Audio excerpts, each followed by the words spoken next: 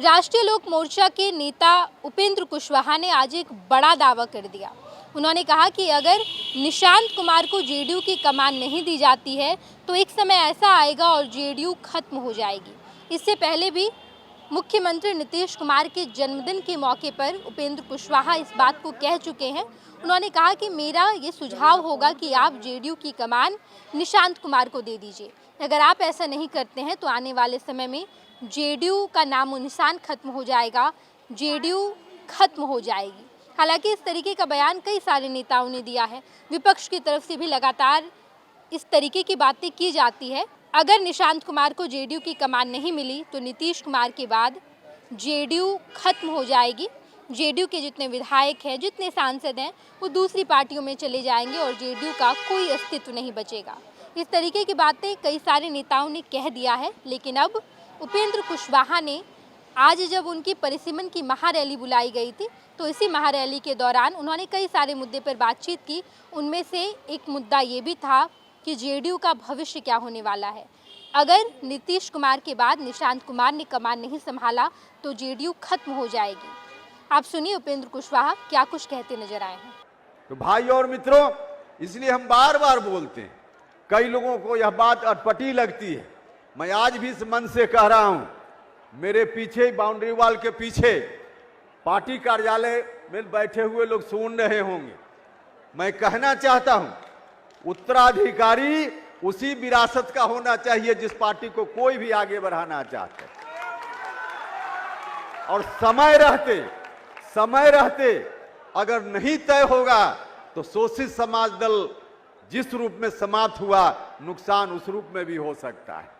आपने देखा कि साफ तौर पर उपेंद्र कुशवाहा ने कहा कि जेडीयू का भविष्य इस बात पर तय किया जाएगा कि अगर निशांत कुमार राजनीति में आते हैं तो ही जेडीयू का भविष्य बचेगा, नहीं तो जेडीयू नष्ट हो जाएगी, खत्म हो जाएगी, जेडीयू का अस्तित्व नहीं रहेगा।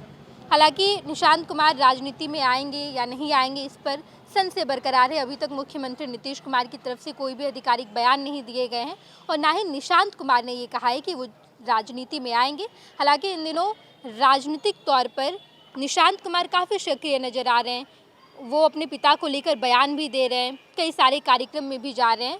जेडीयू के कई सारे नेताओं ने ये भी कहा है कि नीतीश कुमार के बाद अगर कोई जेडीयू की कमान संभाल सकता है तो वो खुद निशांत कुमार है। लेकिन अब तक इस पर संशय बरकरार है। देखना दिलचस्प होगा कि क्या निशांत कुमार राजनीति में आएंगे और जेडीयू की कमान संभालेंगे। हम आपको बिहार की तमाम खबरों से रूबरू कराएंगे। आप देखते रहिएगा फर्स्ट बिहार झारखंड। धन्यवाद। पनोरमा ग्रुप, जो सोचता है वो करता है। आपके अपने सपनों का आशियाना। ये लो मुंह मीठा करो, आज मैंने अपना जॉब छोड़ दिया। अब हम पूर्णिया वापस जाएंगे। जॉब छोड़ दिया है? मतलब ये घर कैसे चलेगा? हम करेंगे क्या? और माँ बाबूजी क्या बोलेंगे? इसलिए मैं एक और मिठाई का डब्बा लाया। अपने बिजनेस के लिए लोन अप्रूव हो गया। अरे लोन अप्रूव हो गया वो तो ठीक है, लेकिन पूर्णिया में हम रहेंगे कहाँ? अपना घर भी तो नहीं है वहाँ। इसलिए तो एक और मिठाई का डब्बा अलग से लाया हूँ। हमने पूर्णिया में घर ले लिया है, पूर्णिया के ई होम्स पैनोरमा में। पूर्णिया में पैनोरमा ग्रुप लेकर आए हैं ई होम्स पैनोरमा। बड़ा घर, आलीशान जिंदगी और अत्याधुनिक सुविधाओं के संग। अरे अब क्यों मुंह मीठा करवा रही हो? क्योंकि हम घर वापसी जो कर रहे हैं। घर वापसी की खुशी पूर्णिया में ई होम्स पैनोरमा के संग। ई homes panorama, luxurious lifestyle redefined.